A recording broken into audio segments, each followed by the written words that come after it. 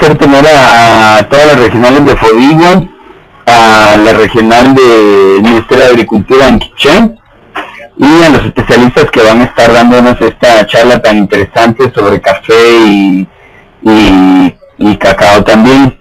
Le pido a Gloria Rodríguez que por favor dé su inicio a la sesión, si eres tan amable, Gloria. Secretary Bonojer, Naven Cajonca con Macheri Ajafru Mashuyakis Kechis Kamorki Wakamin, en Cajonca Matiosis Kachkeri Winake Epetenuk Pari Mologri Maga, en Cajonca Janilan Kamatiosis Ker, Umarge en Kiajun Kakati Jonik Wakamin. Tengan cada uno muy buenos días. Realmente para nosotros es de mucha satisfacción estar el día de hoy. Queremos agradecer en primer lugar a la JAU por permitirnos que pudiéramos reunirnos y recibir otra capacitación el día de hoy. Queremos agradecer a los personeros del MAGA, quienes nos van a impartir un tema con respecto a lo que es el café. Sabemos de que es de mucha importancia por el trabajo que estamos realizando todos los días. Entonces les queremos agradecer bastante. A ellos muchas gracias y dejo entonces con ustedes ahora al ingeniero Manolo de la Cruz, quien nos va a hablar sobre lo que es el cultivo de café. Adelante, Manolo, por favor.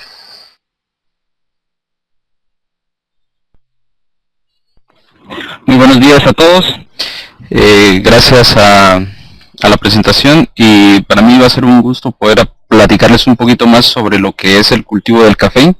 Traté de enfocarlo a generalidades y tratar de especificar en algunos temas como lo que podremos ver el transcurso, tratar desde lo que es la selección de la semilla, conociendo un poco lo que es la morfología del café, de la planta del café, sus podas, su fertilización y los temas más importantes para poder tocar los temas en esta mañana.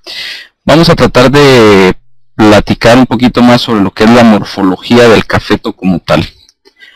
Empezaremos por la raíz. Como ustedes saben, la raíz del café es una raíz llamada pivotante que se extiende hasta una altura más o menos de 50 centímetros. En lo que son esta raíz, lo que funciona básicamente es, como ustedes saben, la absorción de los nutrientes. Los tallos y las ramas prácticamente, ¿me permiten un momento, por favor?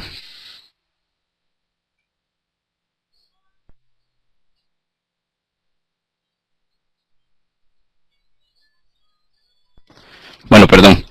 Entonces, para continuar con lo que son los tallos y las ramas, prácticamente el cafeto tiene dos crecimientos. Uno que es vertical, o conocido técnicamente como ortotrópico, o el crecimiento horizontal, que es el plagiotrópico. El crecimiento vertical precisamente es básicamente el crecimiento hacia arriba, donde el cafeto, a través de su meristemo apical o la yema, la parte alta del cafeto, es la que se extiende hacia la parte de arriba de una manera vertical.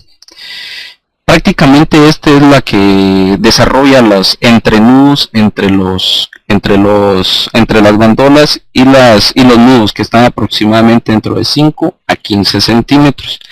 Posteriormente es el crecimiento horizontal o el plagiotrópico. Este crecimiento prácticamente es la que hace que el cafeto se extienda hacia los lados. Esta distancia o este crecimiento va a variar dependiendo de la variedad de café que ustedes tienen sembrado. Más adelante les platicaré un poco sobre lo que es, qué variedades de café son las más cultivadas en Guatemala, y trataremos de dar algunas características de cada una de ellas. Pero prácticamente el crecimiento horizontal es más que todo hacia los lados, en donde se encuentran las yemas vegetativas, las que forman las bandolas. Posteriormente, en lo que son las hojas son características de una manera que se encuentran en el tallo y las ramas. Se realiza la producción aquí es donde se realiza la producción y el almacenamiento de los alimentos. Por ustedes ven en la parte de las fotografías, en esta parte de acá, podemos ver la forma de la hoja. Prácticamente la hoja es la que se encarga de la clorofila y la producción de la fotosíntesis, en donde se sintetizan todos los nutrientes. El desarrollo de la flor. la flor, como ustedes saben, es una inflorescencia, no es un conjunto de flores, no es solo una florecita, es un conjunto de flores en las cuales se hacen en las bandolas. Este desarrollo de la flor da el origen a la inflorescencia. Está básicamente distribuida en forma axilar en las ramas laterales. Acá nuevamente podemos observar la inflorescencia, que es esta parte que está acá. Está encerrada dentro del círculo azul. Podemos ver que esta rama en sí, prácticamente en todos los entrenudos, tiene una inflorescencia, que es lo que posteriormente originaría a lo que es el fruto. Crecimiento del fruto prácticamente se desarrolla en 5 etapas.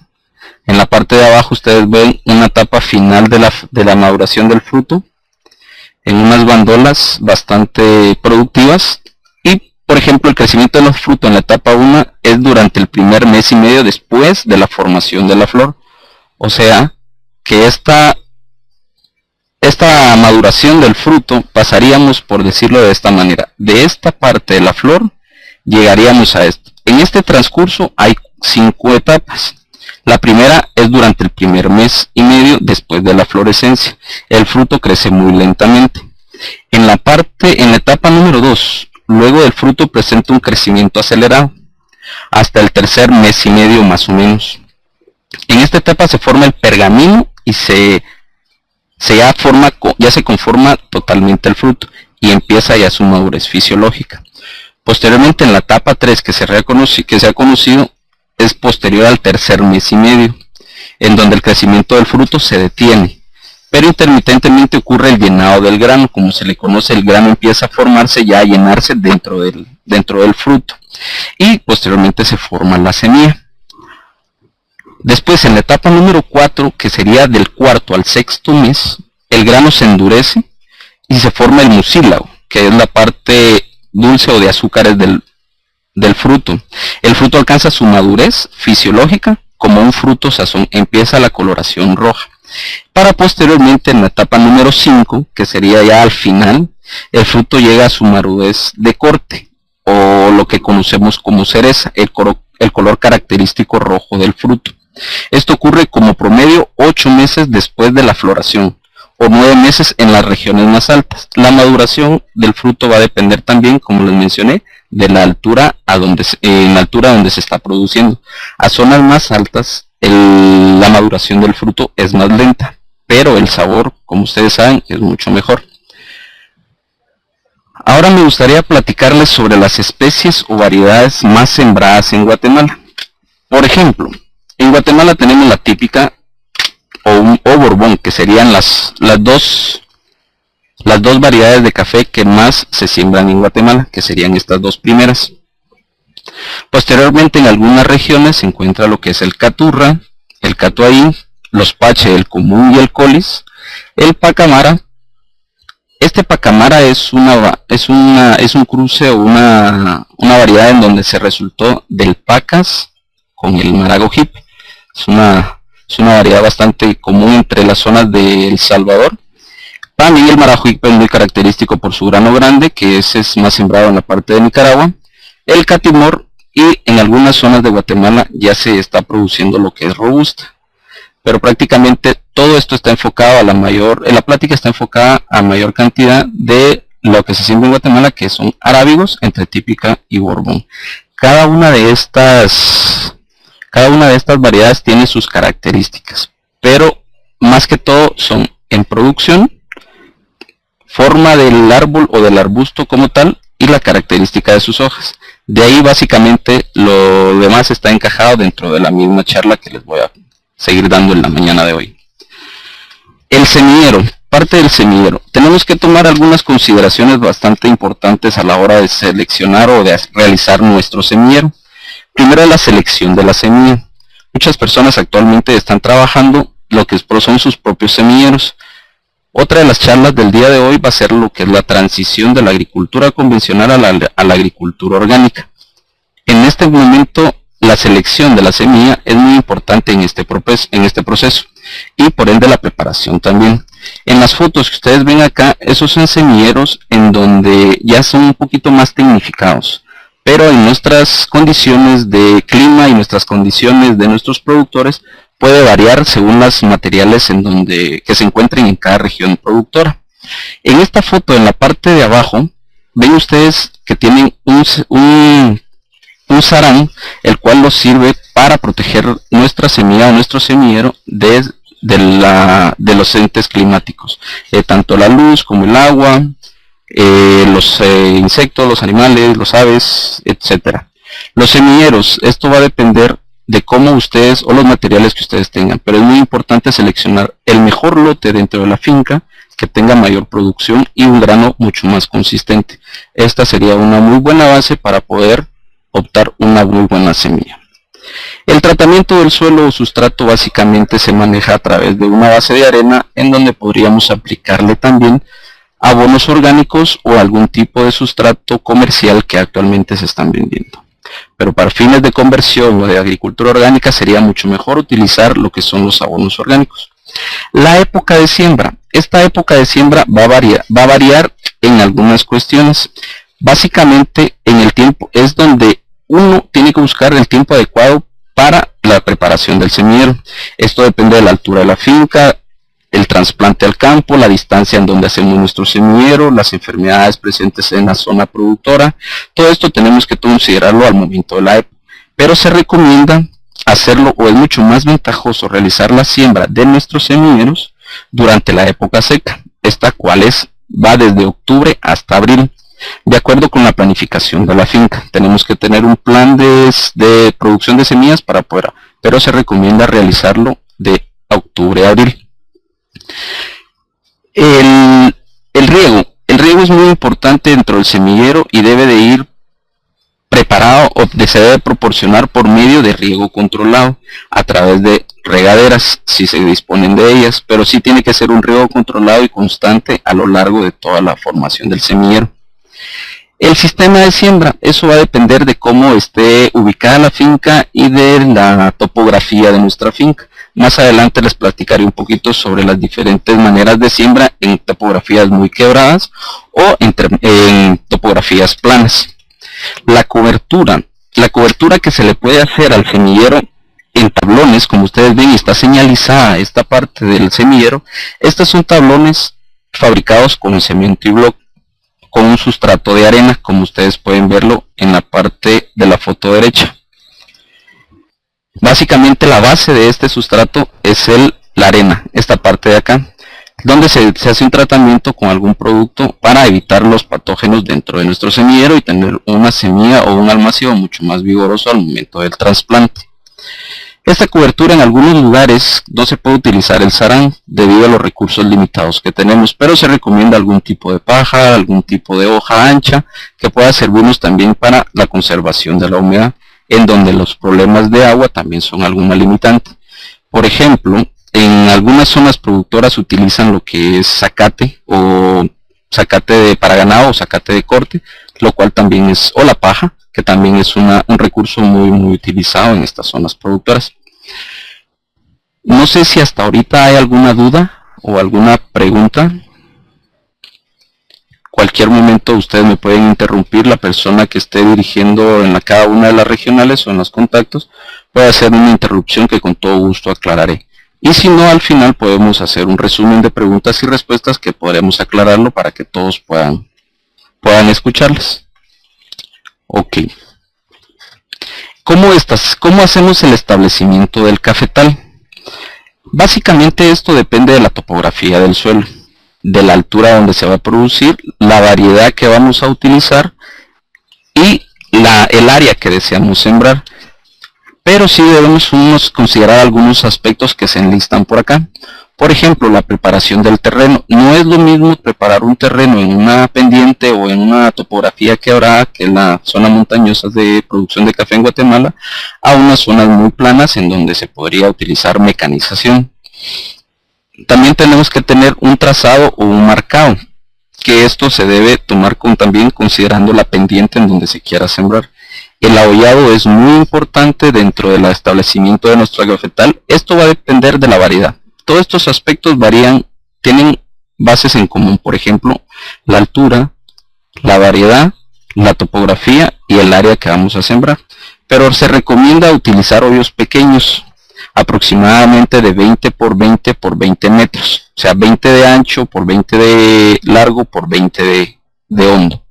Estos establecimientos del cafetal también se recomiendan al momento del trasplante del almácigo, del almácigo hacia el campo definitivo, utilizar una base de abono, hojarasca o cualquier otro tipo de fertilizante para poder mantener las condiciones adecuadas de fertilización en el momento del trasplante, para que nuestra planta se desarrolle vigorosamente.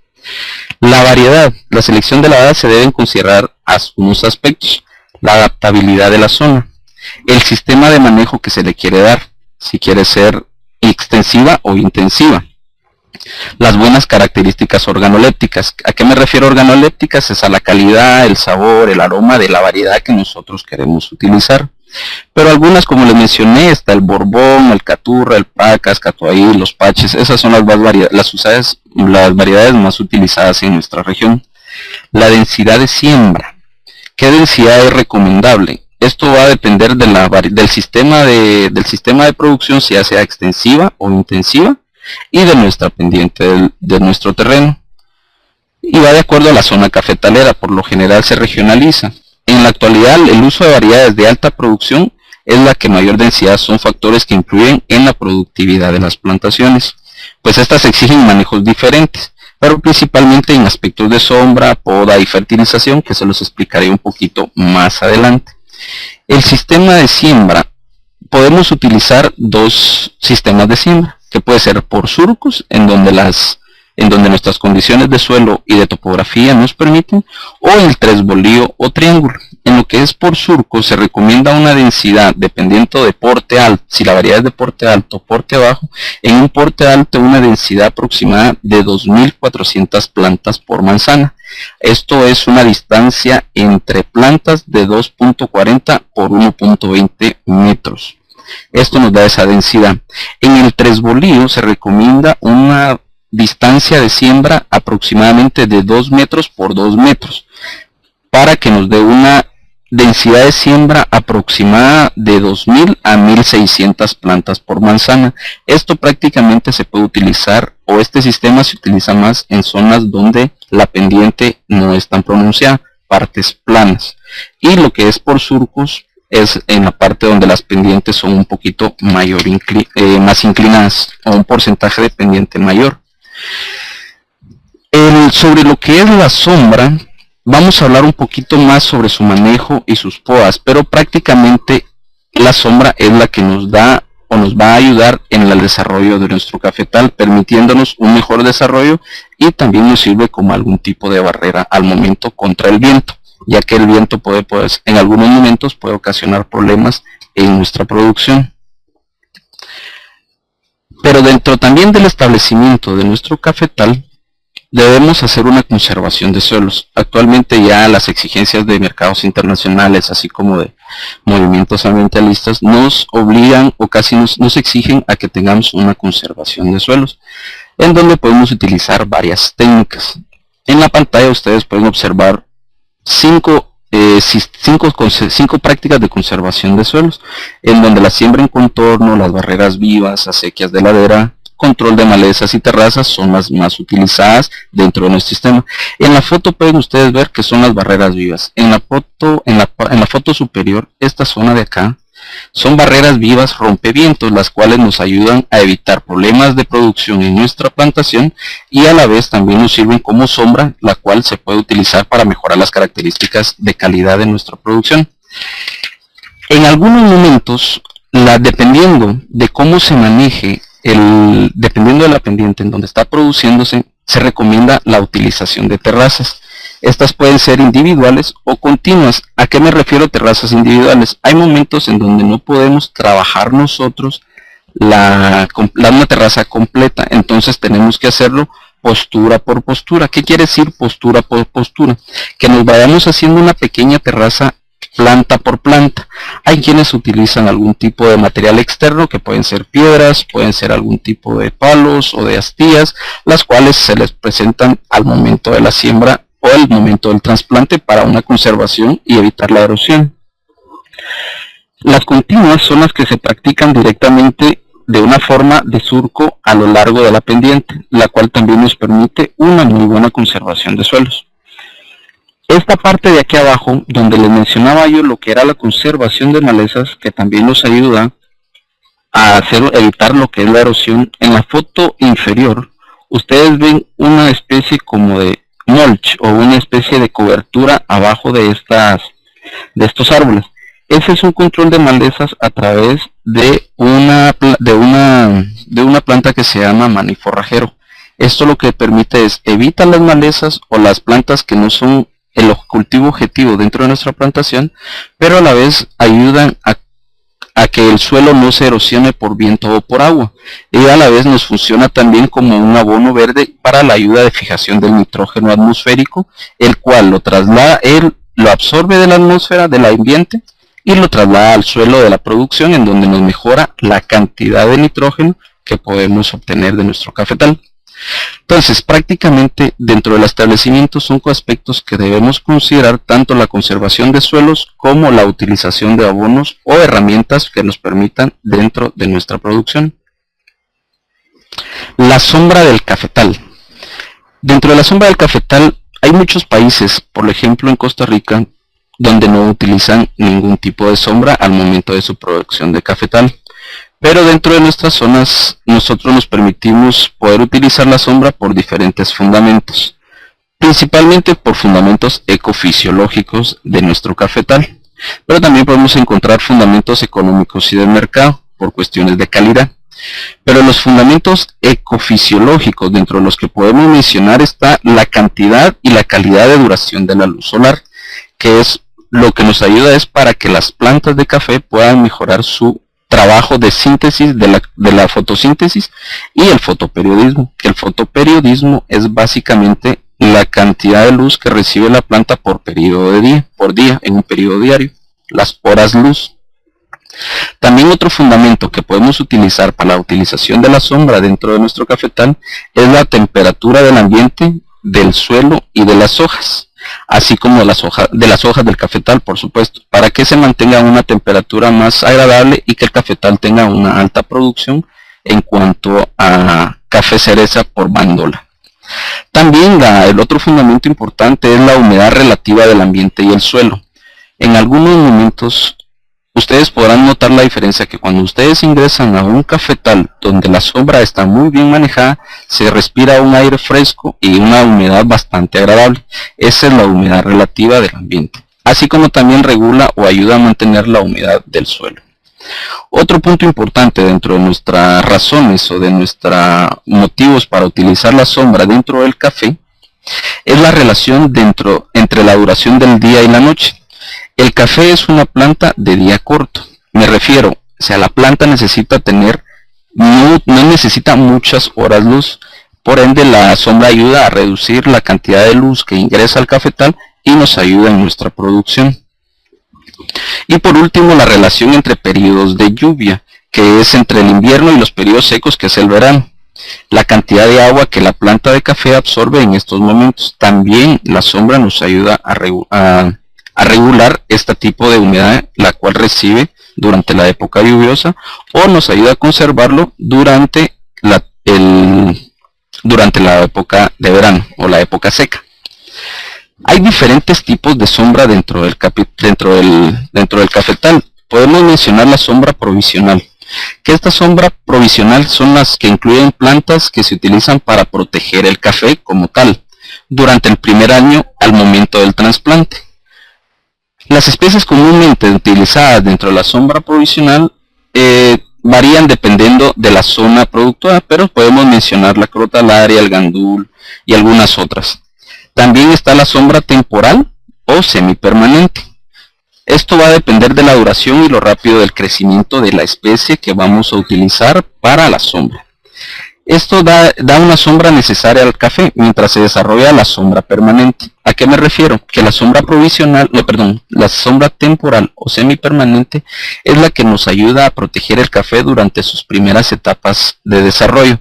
mientras que ya se están desarrollando nuestras especies que vamos a utilizar como sombra permanente.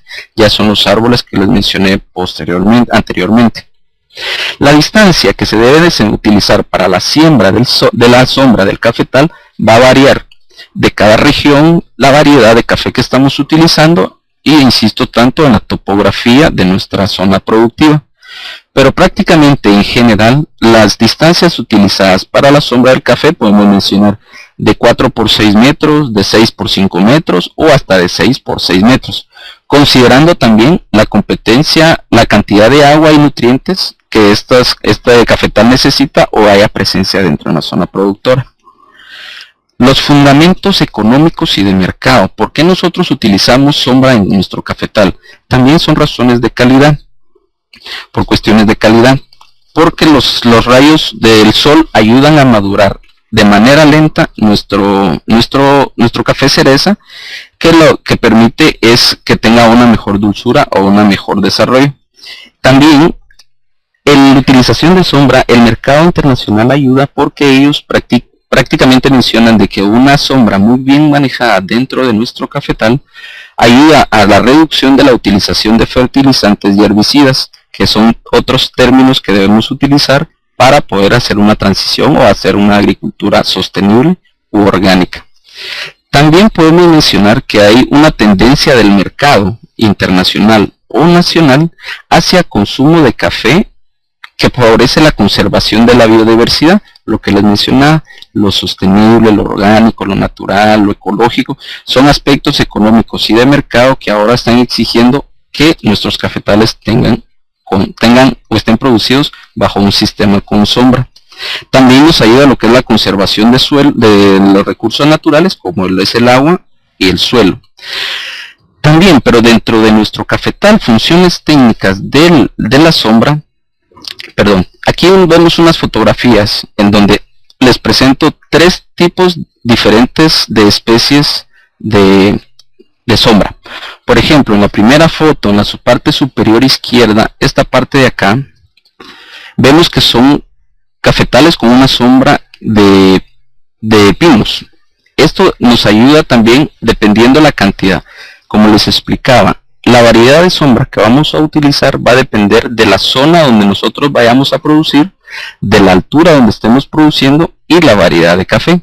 Esta es una asociación bastante curiosa, porque hay quienes técnicos o expertos del café mencionan que con este tipo de sombra lo que sucede es que los suelos se ponen muy ácidos y la producción de café se reduce. Pero vemos que eso es en la teoría, pero en la práctica, como valga la redundancia, prácticamente sí es funcional, porque es una variedad que nos permite una entrada de luz bastante amplia y en donde nuestros días o las horas luz que recibe nuestro cafetal es mucho menor debido a la cantidad de nubes que existen. Por otro lado está también este tipo de sombra, que es una sombra ya bastante establecida en Guatemala, que es la crotalárea, la que podemos utilizar siempre y cuando se le dé un manejo adecuado, ya que esta se extiende bastante y podría, en vez de ayudarnos, ocasionar algún tipo de problema. Y por último, existe lo que es el café en asocio con otras especies. En este caso, la foto inferior, ustedes pueden observar que está en asocio con musáceas, plátano o banano, que a la vez les sirve, que a la vez pueden ser funcionales en cuanto al manejo de sombra, y se podrían obtener 2 productos. Hay otras asociaciones que se han dado también en cuanto al manejo de sombra y el cafetal, que es la parte del aguacate. El aguacate también es otro árbol que se utiliza para el momento de la sombra. Por este lado es que ustedes pueden observar el asocio. En esta parte de aquí abajo está el café. En esta zona está el café. Y en esta zona está la parte de las musáceas o el plátano. Y en esta parte de acá, en el recuadro azul que les acabo de mostrar, está lo que es el cafetal. Entonces vemos que actualmente los sistemas de producción ya se están transformando en cultivos de asocio, los cuales ayudan a la conservación de los recursos naturales y a mantener una biodiversidad dentro de nuestras fincas productoras.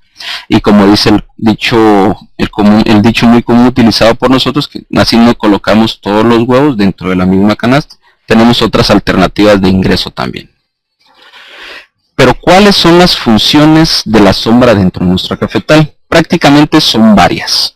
Aquí les traté de mencionar algunas de las más importantes, pero prácticamente las funciones de la sombra en el cafetal es la conservación de la humedad del suelo, mediante la formación.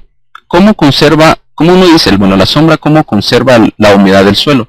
Pues indirectamente la sombra, al momento de que vaya cambiando o el árbol vaya cambiando sus hojas, estas van cayendo y van formando una cobertura vegetal en nuestra plantación. Eso es lo que nos ayuda a mantener también la humedad del suelo. Es una cobertura natural. Hay quienes le llaman la hojarasca. Entonces esa hojarasca es la que nos ayuda a la conservación de la humedad dentro del suelo.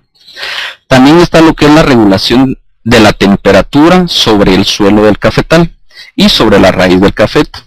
Mantener una temperatura ambiente o una temperatura agradable en donde el sistema radicular del cafetal pueda desarrollarse y poder así obtener los nutrientes adecuados para su producción.